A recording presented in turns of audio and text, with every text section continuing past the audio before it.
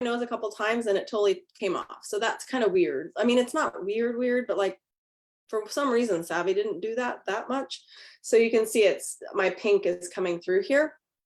So that would mean like I would have to touch up. Now I could, if they just had a powder colored tinted foundation powder, I could just easily touch that up, but I can't because it's not that. So I'd have to kind of like go in maybe mid-afternoon or something and touch up my nose.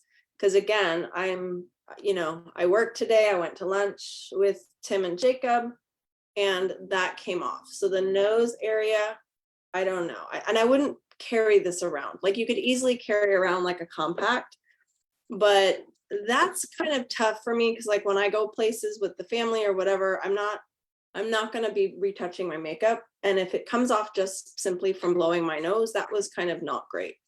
So it's fine. And it stayed fairly well. When I looked in the mirror, that's the really kind of zoom in mirror, it definitely like got some creasing, not as bad as others though. So meaning like, the line here had some makeup in it under the eyes. The mascara and everything did okay. A little bit holding on this side a little bit today, but remember I did 2 coats and probably shouldn't have. Just going through and looking at just overall. So like if you wanted to know overall, Tim said he liked this the best so far. He didn't see one of the other ones that I did just partial makeup on, but this one, he said this looked the most natural on my skin because he could still see my skin, but it wasn't like caked on. So that was a plus. He did not like this color. He's not used to that kind of, more like, it's like kind of a rust color. He did say he liked the lip stuff though. And this was the only thing I reapplied throughout the day because, I don't know, those of you ladies who keep your lipstick on all day long without ever having it come off, good on you. I'm always doing that, so it's kind of hard for me to keep it on. But otherwise, like it stayed on well. So Tim liked it. It felt okay. In the first little bit of time, it was a little bit itchy. There was a little bit of twang, which was unusual. I did tell you that I used Oxy Serum first to see, because Oxy Serum will tell me right away if there's any synthetics in it. And what I mean by that is within just a few hours, I'll get tiny little whiteheads. And I did. I got one right here and one right here. So as looking up the ingredients, it makes sense to me now because, again, I try to kind of do the research after. Again, we decided on these brands based on all of you voting. So the thing about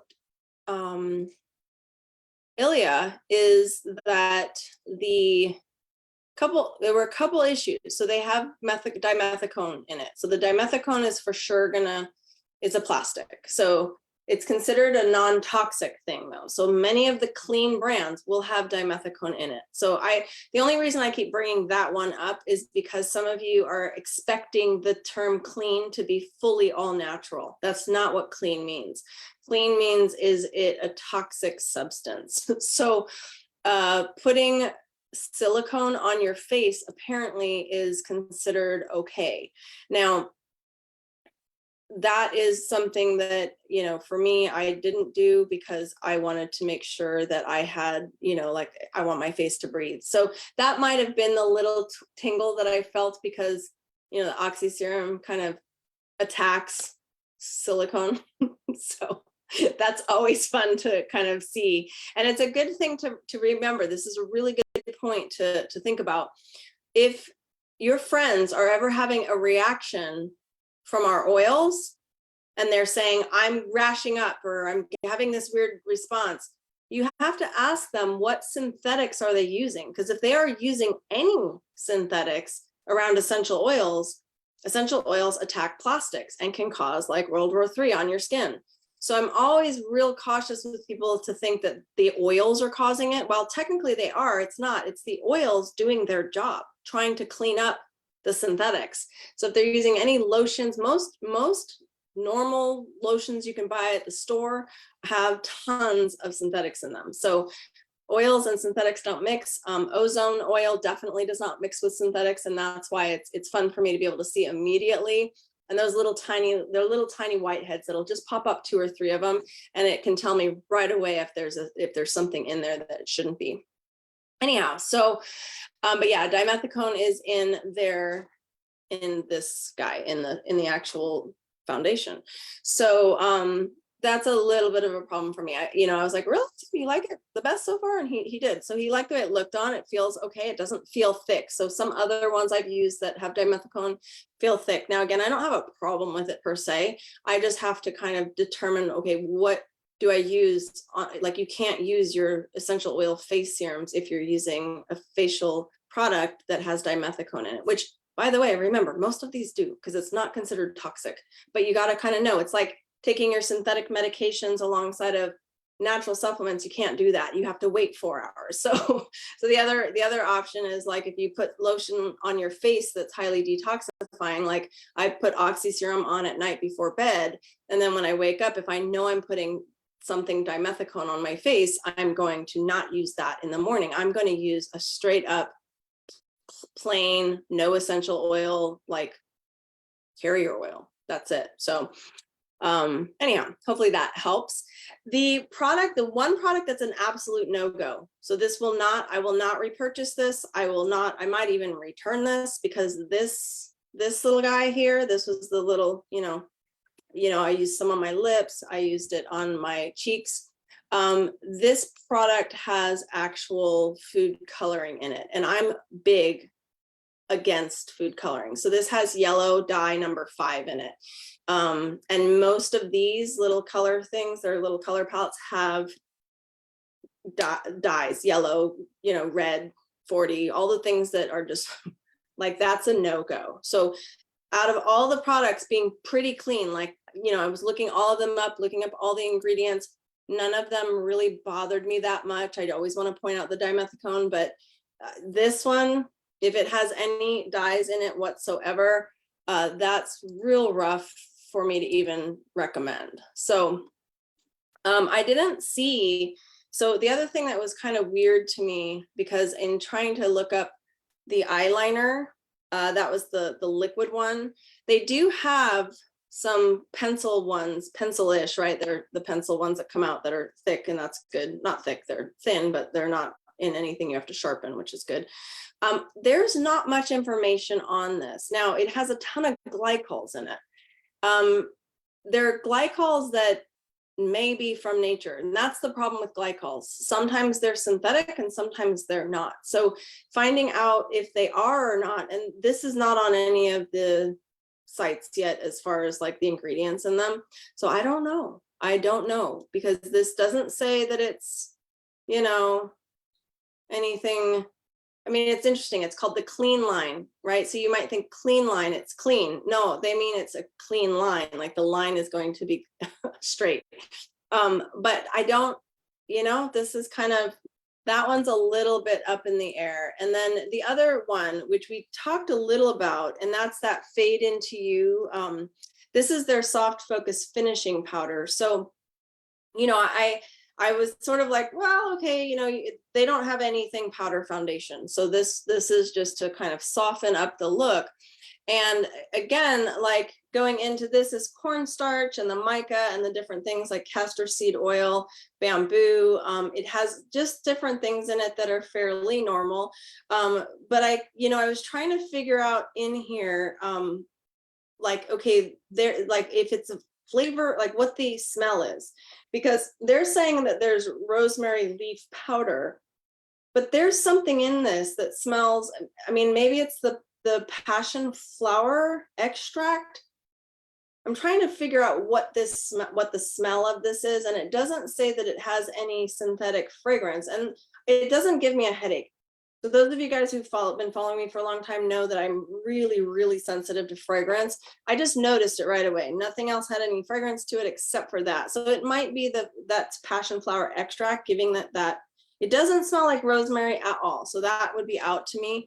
So I don't know. There's little asterisks on the ingredients that are organic, and the passion flower extract does not have that mark. So that means it's not organic, which means it could be passion flower extract fragrance, which would be synthetic, which I don't know. So it does, you know, it leaves open. So whenever you're reading things like this, it sort of leaves things a little bit open to interpretation. As far as the mascara, I wasn't like a huge fan of it. Just it didn't go on real well. They did supply, I mean, with one of the little sample things, there was another thing of like mascara in here, or maybe this was a sample, I don't know. So, and this is a different mascara. So I might try this one just to see, but it didn't like wow me. And mascaras are tough for me. So just to be clear, I'm not like, oh, you got any mascara. I think most of us ladies have like, you know, either the mascara is phenomenal or it just isn't. So, you know, it's, I think if I was looking in the mirror, and I can show you guys, let me see if I'll turn this on just to see. Like I'll show you up close what it does. There's a little bit of flaking under the eye, and I don't know if you guys will be able to see this that close, but I might as well try for you all. See on this eye, hopefully that's focusing. It's not great. Like it's kind of clumpy and like a little bit jagged on one of the corners. And to me, that's like, I don't like the way that looks. Hopefully that's focusing for you. I think I can get like extraordinarily close for this camera, but you know, I want something that's going to look not like, right? So just an interesting thing. So just, you know, sharing my thoughts from a personal usage. I don't think that it was a huge issue across the board, other than the blush, which that's out for sure. But you know, the eye makeup, I thought, you know, if there was different colors, I know they have a bunch of different colors. These little guys are $28 each though, and they're pretty small, unless these are just sample size because it was in the eye kit. But I mean, overall, it was good. Like it felt good. Didn't seem like too crazy. Tim liked the way it looked. So I don't know. I mean, I'm going to write this out as scoring so that you guys can see each one and really call out just the few points that I didn't like, the few points I did like, but you guys are going to just have to make your own decisions on that one and see how you do. So see what you like. So that's it. So that's it for this one. I just wanted to kind of get on here and give my thoughts on the day and how it went. Again, it's not full coverage. You can see that. You can see some of the kind of imperfections in my skin here. I think you can see that. So not full coverage for sure, but it did okay as far, but again, you know, you can see some of the things. It's not, if you're trying to match it to Savvy, to me, it wasn't the best. So I'm just trying to tell you, it doesn't compare to Savvy really. But this was one of our products to review. And there you have it. So as far as the 31oils.com site, if they're, I'm putting these on my YouTube channel, not on 31 Oils. I will put some content on the 31 Oils site that is on the blog that's on there. So if you're looking for, like, if you're ever like, where's that fractional distillation article that she wrote about, you can go on to 31oils.com and look in the blog there, and it shows, it's under education. So I'm going to put some of these things on there, like the no list or whatever we're going to call it. And then just giving you guys all the links. So there's already a whole list of links in the Facebook group on first look and then the final review. So you're going to start seeing those pop up. Some of my thoughts as we're moving along, we still have a lot of brands to cover. So tomorrow we're doing Thrive, so don't miss that one. I will get on probably in the morning to do a first look on Thrive and put it on. I think that works a little bit better. We still have Crunchy to do. I'm waiting on some products from them. We still have Beauty Counter to do. I'm waiting on some products from them.